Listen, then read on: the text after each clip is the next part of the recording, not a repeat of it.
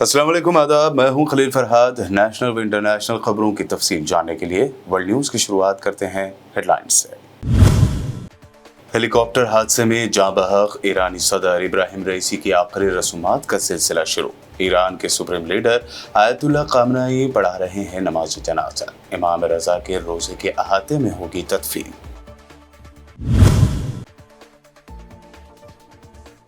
Israel ने इब्राहिम रईसी के helicopter हादसे में अपना कोई रोल होने से किया इनकार। इसराइली एहलकार ने कहा, यह हमने नहीं किया, कोई रस्मी बयान तक नहीं किया जारी। गजा की पट्टी में इसराइली फौजियों पर मौत बनकर टूट पड़े फलस्तीनी मज़ाहमतकार। इसराइली फौजियों को हलाक करने और इसराइली टैंकों को उड़ाने के कई वीडियोस किए जारी।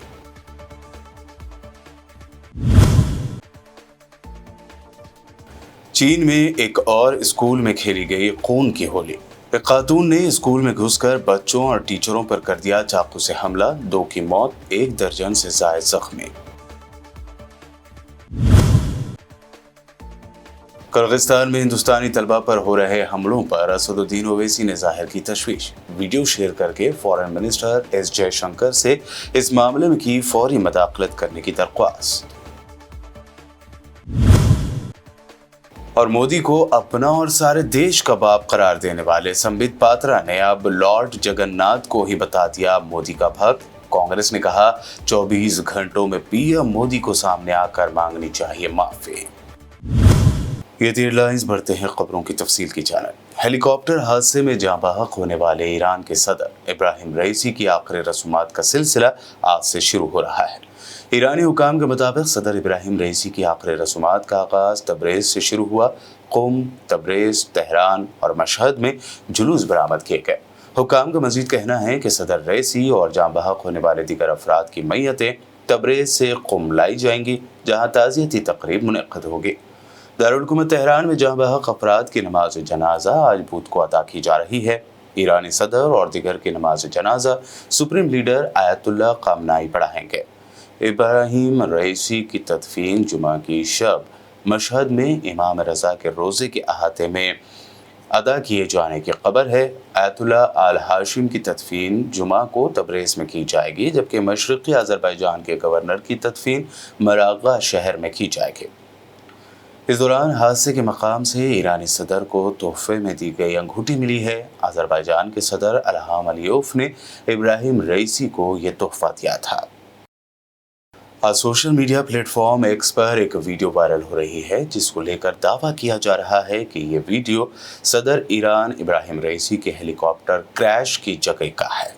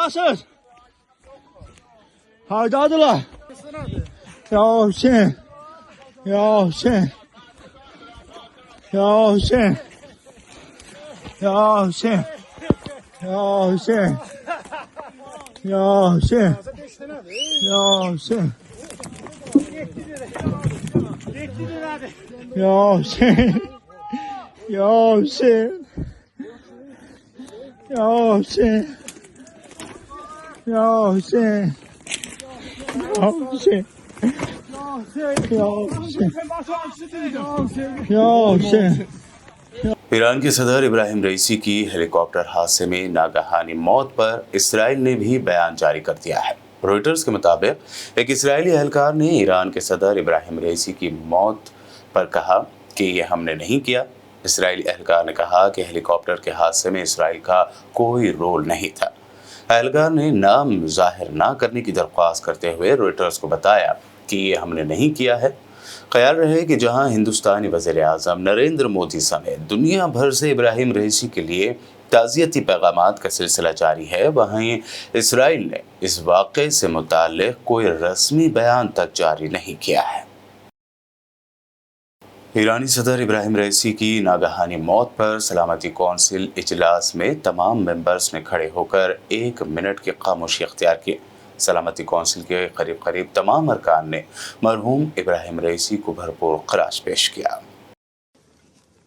The 9,629th meeting of the Security Council is called to order.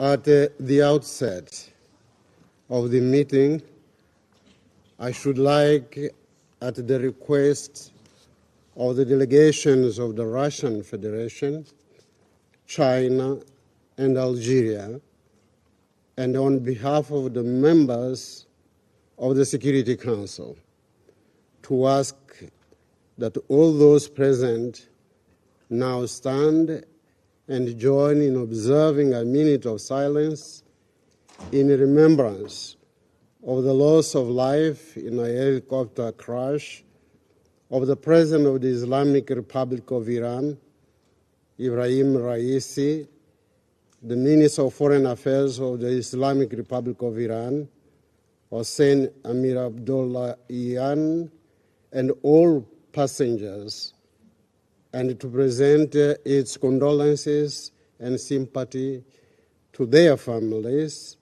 and the people of the Islamic Republic of Iran.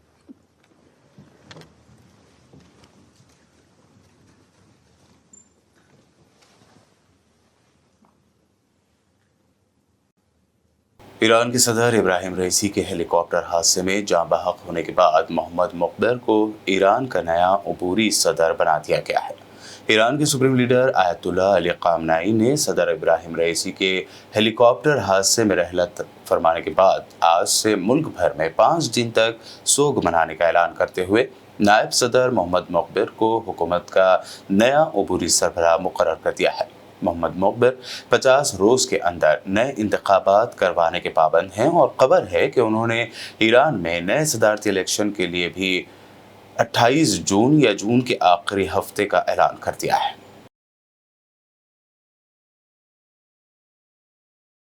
Hezbollah Lebanon के सेक्रेटरी जनरल हसन नसरुल्लाह ने अपने एक पैगाम में ईरान के सदर और वज़ीर ख़ारजा समेत दीगर आला हुकाम की मौत पर ताज़ियत पेश करते हुए उनके लिए दुआ की है। ज़राए के मुताबिक हसन नसरुल्लाह ने ख़ामनेई के नाम एक पैगाम में हेलीकॉप्टर हादसे में सैयद रईसी और उनके साथियों की शहादत पर ताज़ियत पेश करते हुए कहा कि हम इस हसास मरहले में शहीदों के गम में शरीक हैं। आप इस्तकबारी ताकतों के खिलाफ जंग में उम्मत इस्लामिया की क़यादत कर रहे हैं। हमारी और तमाम मज़लूम मज़ाहमती तहरीकों की उम्मीदें आपकी दानिशमंदाना क़यादत से वाबस्ता हैं। इस दौरान उन्होंने ख़ामनेई की तवील उम्र के लिए भी दुआएं की। हमास के Askari wing Izzuddin al Qassam brigades ने ऐलान किया है कि उन्होंने गज़ा की पट्टी में झड़पों में मुतअद्दिद इसराइली फ़ौजियों को हलाक और इसराइली फ़ौजी गाड़ियों को तबाह कर दिया है। मज़ाहमती तंजीम के टेलीग्राम अकाउंट पर तहरीरी बयान में कहा गया है कि उन्होंने गज़ा की पट्टी के नॉर्थ में वाक़े सेबालिया पनाहगज़ीन कैंप में अल-क़ुद्स ब्रिगेड्स के हमरा इसराइली फ़ौज पर मिलकर हमले किया है। बताया गया है कि फ़लस्तीनी मज़ाहमती जंगजुओं की सेबालिया कैंप में शहीद अमाद अक्ल मस्जिद के अक़ब में तैनात इसराइली फ़ौजियों के साथ झड़पें हुई हैं और इसराइली फ़ौजी हलाक और ज़ख्मी हुए हैं। खबर है कि अल्बानी स्ट्रीट पर होने वाली झड़पों में इसराइली फ़ौजी मारे गए और इसराइली फ़ौज से ताल्लुक़ रखने वाले मरकावा टाइप के टैंक को धमाके से उड़ा दिया गया। साल 2019 में इस्लाम कबूल करने वाले साउथ कोरिया के सिंगर दाऊद किम ने अपने ख्वाब की ताबीर पार ली और एक खूबसूरत मस्जिद की तामीर मुकम्मल करा दी। साउथ कोरिया के मारूफ गुलकार दाऊद किम ने अपने ख्वाबों की ताबीर पाते और वादे की तकमील करते हुए हर रुकावट पार की और एक खूबसूरत मस्जिद की तामीर मुकम्मल करा दी। जहां नमाज की अदायगी भी शुरू हो गई है। दाऊद किम ने photo and video sharing app Instagram पर अपने ऑफिशियल अकाउंट से एक रूह परवर वीडियो जारी की है, जिसमें उन्हें मस्जिद की तामीर के काम में हिस्सा लेते हुए देखा जा सकता है। उन्होंने अपने पैगाम में इंतहाई खुशी का इजहार करते हुए बताया कि अल्हम्दुलिल्लाह, आप सबकी मदद से मैं आखिरकार अल्लाह का घर बनाने में कामयाब हो गया हूँ। दाऊद किम का मजीद कहना था कि मैं ये भी जानता हूँ कि बहुत से लोग मेरी इस कोशिश से परेशान हैं, लेकिन मैं मस्जिद की तामीर का ख्वाब कभी तर्क नहीं करूँगा। चीन के सेंट्रल सूबे जियांगसी के शहर गोएसी में वाक़ एक प्राइमरी स्कूल में चाकू बरदार 45 साला खातून ने स्कूल के अंदर घुसकर बच्चों और टीचरों पर हमला कर दिया। ज़राए के मुताबिक खातून ने फल काटने वाले चाकू से यह हमला किया है। पुलिस ने मुलजिमा को गिरफ्तार कर लिया, जबकि जाए वक़्फ़े से 1 दर्जन से ज़ायद अफराद को शदीद ज़ख्मी हालत में अस्पताल मुंतकिल किया गया। अस्पताल पहुंचकर 2 जख्मियों ने दौरान इलाज जख्मों की ताब न लाते हुए दम तोड़ दिया, जबकि 4 अफराद की हालत नाजुक होने के सबब हलाकतों में इजाफे का खदशा है। 6 अफराद को मामूली चोटें आई हैं। पुलिस ने ज़ेर हिरासत खातून से पूछताछ शुरू कर दी है, ताहम फौरी तौर पर हमले की वजह सामने नहीं आ सके है। बुलेटिन में वक्त हुआ है एक शॉर्ट ब्रेक का। जल्द लौटेंगे और देखेंगे मज़ीद अहम खबरें।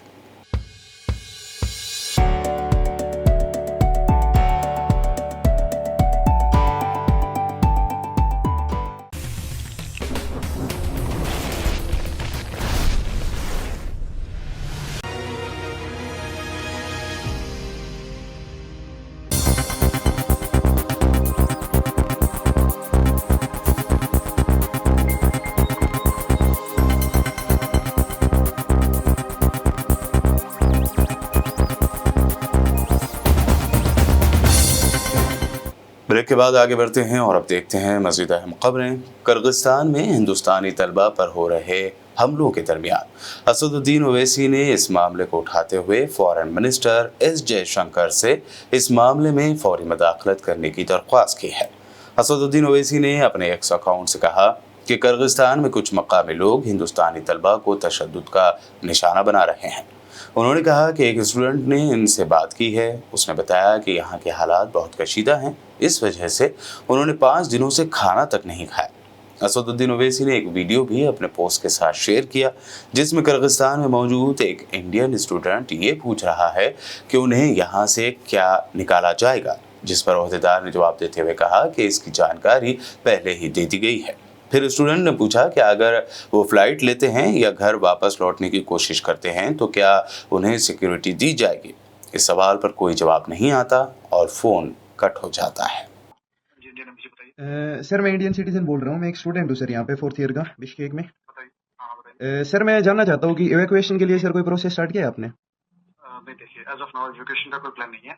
हाँ। और स्टूडेंट कॉन्ट्रैक्टर को ब्रीफ कर दिया गया है। हाँ। अगर इंडिया जाना चाह रहे हैं तो रेगुलर फ्लाइट्स वगैरह अवेलेबल हैं दिल्ली।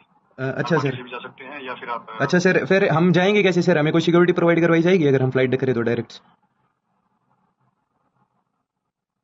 Hello hello. बीजेपी के साबिक तर्जुमान संबित पात्रा ओडिशा के पुरी से बीजेपी के उम्मीदवार हैं। अब तक वो पीएम मोदी को अपना और सारे देश का बाप कहकर बुलाते थे और अब उन्होंने इतना बड़ा बयान दिया है कि खुद अब वो बुरी तरह फंस गए हैं। दरअसल संबित पात्रा ने मीडिया से बात करते हुए दावा किया कि उनके खुद के भगवान जगन्नाथ भी पीएम मोदी के बहुत बड़े भक्त हैं। उनके इस बयान के बाद देखते ही देखते हिंदुस्तान भर से लॉर्ड जगन्नाथ को मानने वाले अक़ीदतमंदों ने शदीद तनकीदें और एहतजाज करना शुरू कर दिया। कांग्रेस ने इस पर पोस्ट करते हुए कहा कि संबित पात्रा का कहना है कि महाप्रभु भगवान श्री जगन्नाथ नरेंद्र मोदी के भक्त हैं। ये भगवान की इंतहाई तौहीन है।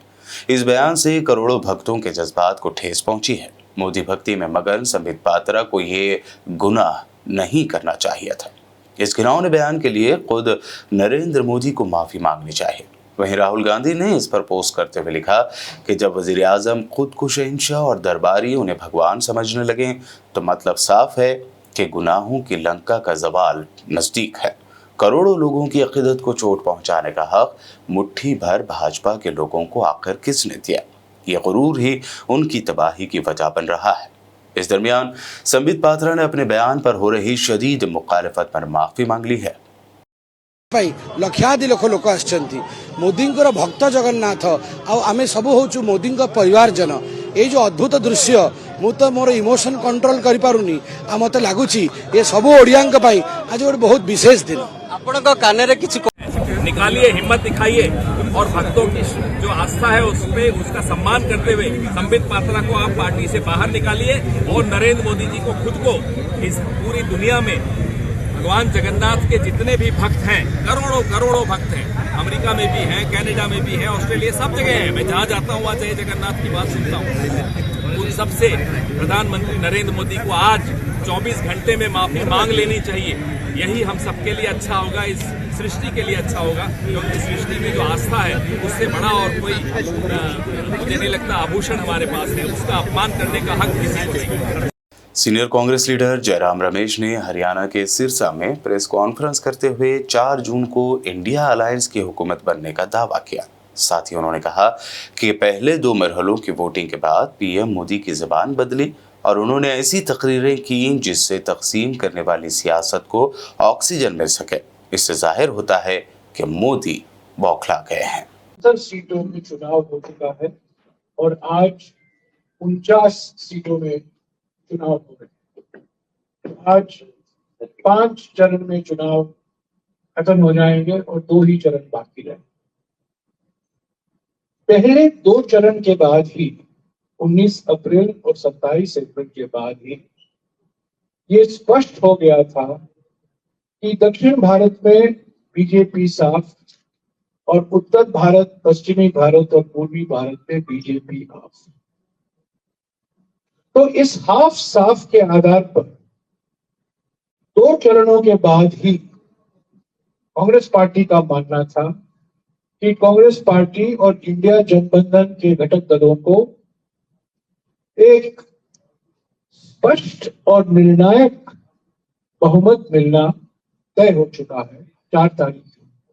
और ये जो प्रधानमंत्री हैं, जो प्रचार कर रहे हैं, जो झूठ की महामारी फैला रहे हैं, ये निवर्तमान प्रधानमंत्री के रूप में करते हैं। मैं ऐसा क्यों कहता हूं? ये विश्वास कहां से आया?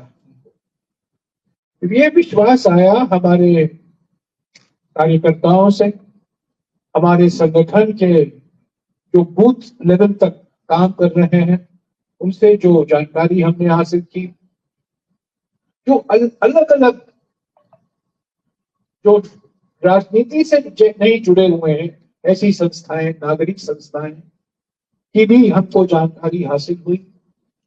पर सबसे बड़ी बात यह है कि 19 तारीख के बाद निवर्तमान प्रधानमंत्री की भाषा में भारी बदलाव आया, परिवर्तन आया और ये साफ हो गया कि प्रधानमंत्री बौखलाए हुए हैं, घबराए हुए हैं, पीड़ित हुए हैं। और 19 तारीख के बाद सारे चुनाव के अभियान को उन्होंने एक सांप्रदायिक रंग देने का खूब प्रयास किया और जो भाषा का इस्तेमाल किया वो सिर्फ सांप्रदायिक तनाव बढ़ाने के लिए, ध्रुवीकरण को और ऑक्सीजन देने के लिए, और जिस तरह से उन्होंने हमारे न्याय पत्र और घोषणा पत्र की आलोचना की, किस ढंग से, किस भाषा से, इसका मैं जिक्र करूंगा कि बिल्कुल साफ हो गया है कि प्रधानमंत्री 19 तारीख के बाद और खास तौर से 27 तारीख के बाद उनको भी जानकारी मिल गई थी कि उनका प्रचार का कोई असर नहीं हो रहा है, इसीलिए उन्होंने अपनी भाषा बदली। दिल्ली के सीएम अरविंद केजरीवाल ने वीडियो जारी करते हुए फिर दावा किया कि पीएम मोदी और अमित शाह ने मिलकर योगी को यूपी से हटाने का पूरा प्लान बना लिया है। 4 जून को इंडिया अलायंस की हुकूमत बनने जा रही है। उन्होंने कहा कि कल अमित शाह ने दिल्ली में एक रैली की जिसमें 500 से भी कम लोग मौजूद थे। कल योगी जी भी दिल्ली आए थे। योगी जी ने भी आकर दिल्ली में मुझे काफ़ी गालियां दी। मैं योगी जी से पूरी विनम्रता के साथ कहना चाहता हूँ, योगी जी, आपके असली दुश्मन तो आपकी पार्टी में बैठे हैं। मुझे गाली देने से क्या फ़ायदा? प्रधानमंत्री जी और अमित शाह जी आपको यूपी की कुर्सी से हटाने का पूरा प्लान बना चुके हैं। आप उनसे निपटिए ना। आप केजरीवाल को क्यों गाली दे रहे हैं बेकार में? 4 जून को इंडिया गठबंधन की सरकार बनने जा रही है। इंडिया को बचाना है तो इंडिया गठबंधन को जिताना है। इंडिया को बढ़ाना है तो इंडिया गठबंधन को जिताना है। जय हिंद। दूसरी बात आज मैं करना चाहता हूँ, कल अमित शाह जी दिल्ली आए थे और दिल्ली आकर उनकी सभा में बताया जाता है, जो लोग वहाँ मौजूद थे 500 से भी कम लोग थे, और दिल्ली आकर उन्होंने देश के लोगों को अनर्गल गाली गलौज करना चालू किया, जनता को गाली देने लगे। उन्होंने कहा कि आम आदमी पार्टी के सपोर्टर पाकिस्तानी हैं। मैं उनसे पूछना चाहता हूं, दिल्ली के लोगों ने हमें 62 सीट 56% वोट शेयर देके सरकार बनाई है, क्या दिल्ली के लोग पाकिस्तानी हैं? पंजाब के लोगों ने हमें 117 में से 92 सीट्स देके सरकार बनाई है, क्या पंजाब के लोग पाकिस्तानी हैं? गुजरात के लोगों ने हमें 14% वोट दिया, क्या गुजरात के भी लोग पाकिस्तानी हैं? गोवा के लोगों ने हमें प्यार दिया, विश्वास दिया, क्या गोवा के लोग भी पाकिस्तानी हैं? पंचायत के चुनाव में, म्यूनिसिपैलिटी के चुनाव में उत्तर प्रदेश में, आसाम में, मध्य प्रदेश में और देश के कई हिस्सों में आम आदमी पार्टी के पंच, सरपंच, म्यूनिसिपल मेयर, काउंसलर चुने गए जगह जगह, क्या इस देश के सभी लोग पाकिस्तानी हैं? ये क्या बात कर रहे हैं आप? आपको प्रधानमंत्री जी ने अपना वारिस चुना है, इस बात का आपको इतना अहंकार हो गया कि आप लोगों को गालियां देने लगे, धमकियां देने लगे। अभी तो आप पीएम बने नहीं हैं और आपको इतना अहंकार हो गया। आपकी जानकारी के लिए बता दूं कि आप पीएम नहीं बन रहे हैं, क्योंकि 4 जून को लोग बीजेपी की सरकार नहीं बना रहे हैं। बीजेपी जा रही है, थोड़ा अहंकार कम कीजिए और जनता को गाली मत दीजिए। आपकी दुश्मनी मेरे से है, आप मुझे गाली दे लीजिए, लेकिन देश की जनता को अगर गाली देंगे तो ये कोई बर्दाश्त नहीं करने वाला। उत्तर प्रदेश में बीजेपी लीडरों की गुंडागर्दी का एक और वाकया सामने आया है। वाकया है यूपी के गाजियाबाद के बीजेपी काउंसलर का, जिसने सड़क किनारे कोल्ड ड्रिंक्स और नमकीन बेचने वाले मियां बीवी पर इसलिए हमला किया और मारपीट की क्योंकि उन्होंने बीजेपी लीडर से सिगरेट के पैसे मांग लिए थे। इस मामले में पुलिस ने एफआईआर दर्ज करते हुए कार्रवाई की और बीजेपी लीडर को गिरफ्तार कर लिया, जबकि हमला करने वाले दीगर मुलजिमीन की तलाश की जा रही है। जो है रोज रोज आते हैं, सिगरेट का डिब्बी लेते हैं। कौन सा इलाका, क्या नाम पार्षद का? पार्षद वहाँ राजीव कॉलोनी का। क्या नाम है? सुधीर। हाँ, तो क्या हुआ फिर? तो वो रोज रोज बोलते हैं से वो सिगरेट देते, सिगरेट देने के बाद पैसा नहीं देते, कभी भी नहीं। हाँ। सिगरेट का बोला पैसा दे दो भाई साहब, कोल्ड ड्रिंक भी लिया, सिगरेट भी लिया, बोला भाई साहब पैसा बहुत दिन को हो गए, पैसा दे दो। इसीलिए गाली देने लगा बहुत सारे। गाली देने लगा, इसका मारने भी लगा, कौन भौसरी वाले दुकान लगाएगा तुम्हारा। किसको मारपीट किया वो? मेरे भी मारा, मेरे आदमी के भी मारा, मेरे बच्चे को भी मारा, 3 लोग को मारा, 20-25 लोग लड़का को बोला दिया, मेरे दुकान भी पलट दिया, मेरे दुकान भी पलट दिया, मेरे नाक को देखो ये भी छीन लिया, ये भी छीन लिया। सारे लड़का वो लोग था 20-25 लोग। हाँ, मेरे साथ बदतमीजी भी किया। क्या धमकी देते हैं आप? वो धमकी दिया, सबका मार कर फेंक दोगे, तुम कौन बचाने वाला है, कौन किया। और दुकान वालों से भी पैसे मांगता है? सारे दुकान वाले से पैसा मांगते हैं, सारे दुकान वाले देते भी है सारे पैसा। मांगते हैं एक दिन को 200-200 रुपया। और उसके साथ के लोग जो वो भी पैसा मांगते हैं? हाँ, उसका भाई जो है वो भीने आते हैं तो भीने खाते पीते हैं, भीने लेते हैं, वो भी नहीं पैसा देते हैं। उसका एक और जो है एक मोटा मोटा भाई, वो भी वैसे करते हैं, और जहाँ पैसा का नाम बोलते हैं धमकी देते हैं, गाली गलौज देते हैं। तो आपको जितना बरसा खतरा है, डर है आपको आगे से? तो डर ऐसे करेगा तो डर है ना। क्या चाहते हैं आप? क्या जिसका आप कार्रवाई करो। कल दिनांक 20/5/2024 को मोहन नगर हल्का क्षेत्र थाना साहिबाबाद से एक खोखा संचालक की पत्नी सीता ने थाने पर तहरीर दिया कि उस एरिया का एक पार्षद सुधीर तथा उसके अन्य साथियों के द्वारा पैसे के लेन देन को लेकर के उसके साथ तथा उसके पति के साथ मारपीट की घटना कारित की गई। उसके खोखे को तहस नहस कर दिया गया तथा उससे कुछ रुपए और उसके गहने आदि छीन लिए गए। इस तहरीर के आधार पर सुसंगत धाराओं में मुकदमा पंजीकृत किया गया और इसमें मुख्य अभियुक्त सुधीर को गिरफ्तार कर न्यायालय के समक्ष प्रस्तुत किया जा रहा है। इसमें जो अन्य अभियुक्त हैं उनकी गिरफ्तारी हेतु टीमों का गठन कर दिया गया है। इसमें जो भी सीसीटीवी फुटेज और वीडियो आदि के आधार पर जो भी संलिप्त हैं उनके विरुद्ध कठोरतम विधिक कार्रवाई अमल में लाई जाएगी। और अब आखिर में हेडलाइंस पर डालते हैं एक और नजर। हेलीकॉप्टर हादसे में जाँ बहक ईरानी सदर इब्राहिम रईसी की आखिरी रसूमात का सिलसिला शुरू। ईरान के सुप्रीम लीडर आयतुल्ला खामनेई पढ़ा रहे हैं नमाज जनाजा। इमाम रजा के रोजे के अहाते में होगी तदफीन।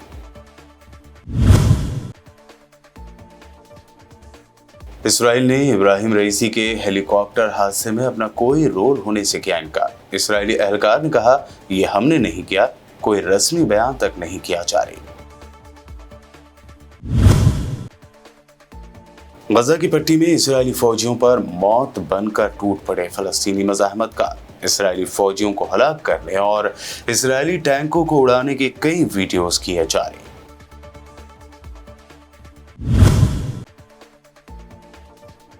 चीन में एक और स्कूल में खेली गई खून की होली। एक खातून ने स्कूल में घुसकर बच्चों और टीचरों पर कर दिया चाकू से हमला। 2 की मौत, 1 दर्जन से ज्यादा जख्मी।